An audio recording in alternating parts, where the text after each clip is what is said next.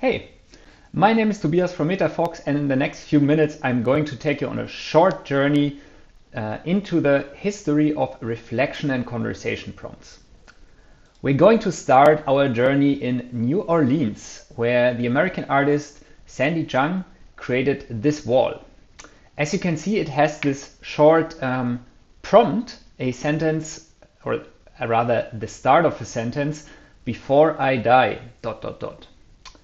She basically put that on the wall and invited the public to disclose what they want to do before they die. And yeah, she apparently struck a nerve and got an amazing amount of reflection and input from people. For example, in New York, a person wrote, "Before I die, I would like to tell my mom that I'm sorry that I let go of her hand." The art was then even transferred to 78 other countries and translated into 36 languages. So in Iran, for example, someone wrote, "Before I die, I would like to love and be loved." Or in India, someone wrote, "Before I die, I would like to help educate young girls." So somehow this little prompt had an enormous effect on people. And this is also what 100 years earlier in Europe, to be more precise in Switzerland, the Swiss psychoanalyst Hermann Rorschach also discovered.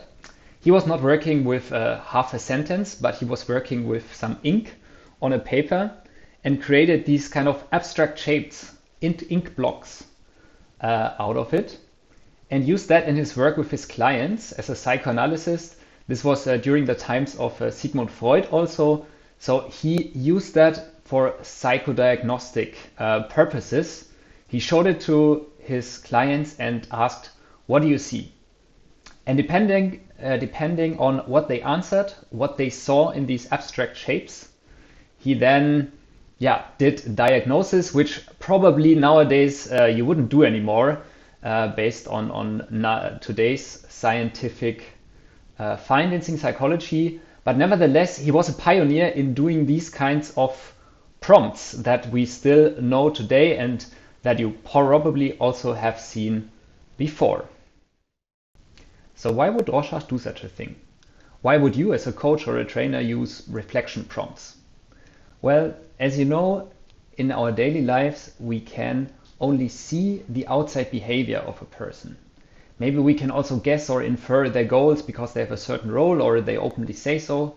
But already when we want to understand their emotions, it becomes a lot trickier to guess. And if we want to even understand their needs, their beliefs and values that drive them and their behavior, it becomes even more difficult. And we really need people to reflect, to discover this, because oftentimes maybe not even ourselves, not even the people themselves are fully aware of their needs, beliefs and values.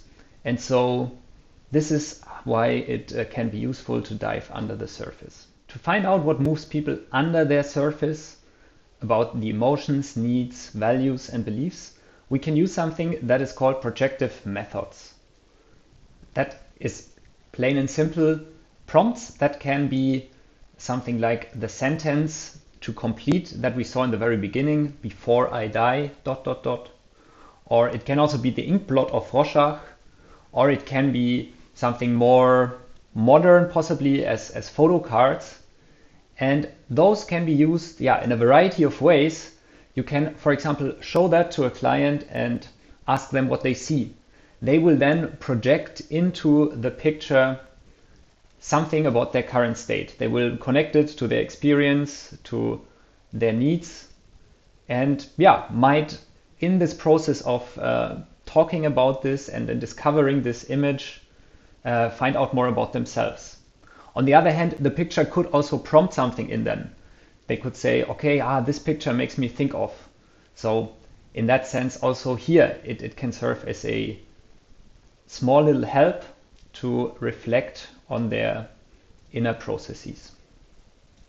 So in essence, what we call projective methods are simple stimuli in the form of unstructured tasks. And as the coach, the client, the coachee or the client has all the infinite possibilities in the world to respond to this sentence or the ink blot or pictures,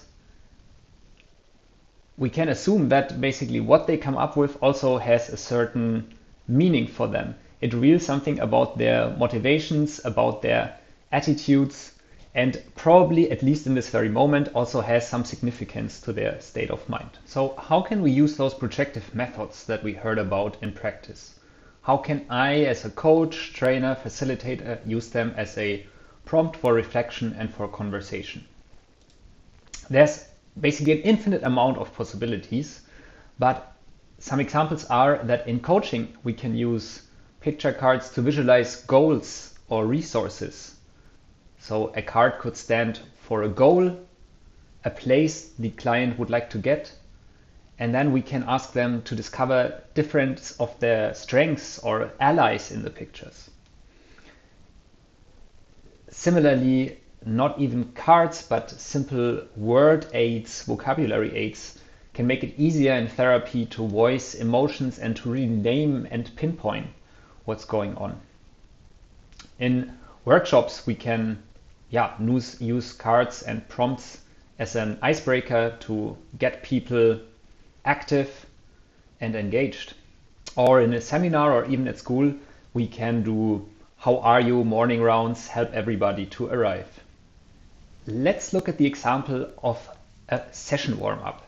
Let's say you run a workshop or a training session, you open a seminar day, and you have a bunch of people, maybe 10 participants, 15, in one room. They don't really know each other yet, or they haven't seen each other in a while, and you want to help them to open up, to speak from their heart intuitively. And so what you could do is to spread those cards on the table or on the floor, and then invite everybody to pick a card. And this selection of cards can be guided by a prompt question. Depending on what you want to achieve, you can ask, how are you? Or which card describes you? Which card describes you today? And by that, basically, people, instead of answering this directly and having to talk about themselves, which often feels a bit uncomfortable, they can pick a card and then talk about the card. So they will say, I picked this card because what I see there is. And in that way, they can choose how much they want to reveal, how deep they want to go, which makes it a very versatile tool in your facilitation toolbox. And it also helps people to open up. It's a new and fun way to start into the session day. If you run a team building exercise or you want to foster the connection between people in a longer seminar or workshop experience, you can run this small exercise. Similarly to what we've seen before, you spread a bunch of cards in the middle of your group. This time it's ideally a bit of a smaller group, so 2 to 5 people. If you have a larger crowd, then you can also split those up into different subgroups. And then again, you spread 20 to 50 strengths cards. So this time we actually have words in front of them. And similarly to the other methods, you ask a prompt question to guide the selection of cards. So here, this could be, which of these strengths do you see in the other team members? And then, let's say we are 3 people, then I choose 2 cards, 1 each for my co-participants. And for now, I keep the card to myself. And then once everybody has selected, we do a round of sharing. Basically, I present my card and I say, look, I selected courageous for you because in that situation 2 weeks ago, you did X, Y, Z, and this is what I found really courageous. This is how you lift the team up and also how you are a role model to all of us. Then the next person goes, presents their card, and you can also encourage people to then give the cards as a small token of appreciation, which means in the end of the exercise, everybody will end up with a bunch of cards in front of them, basically showing how the other people in the group see them. And oftentimes this leads to a very warm and connected feeling in the group. It doesn't always have to be working with groups or even cards.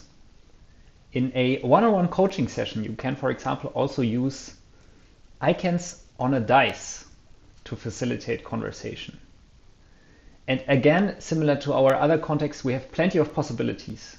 Let's say you have a coaching session and it's hard for your coachee to come up, to open up, and you want to help them with a nice icebreaker.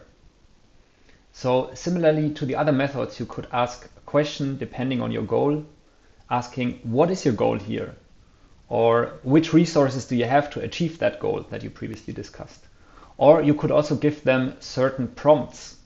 So when I feel, and then to help the coachee, the client, continue the sentence, they can roll a certain dice and by that basically craft their own story. They can come up with their own storytelling, guided and prompted by those dice.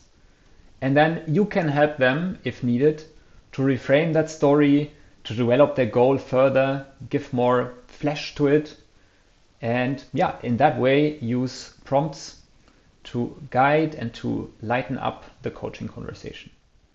So if you got curious now and you say, yes, I work in a physical setting with my clients, with my participants, and I would like to give them this haptic experience of working with a conversation prompt and icebreaker in the form of cards or dice, then have a look around in our shop. There's plenty of different topics and shapes to explore, or find us on Amazon.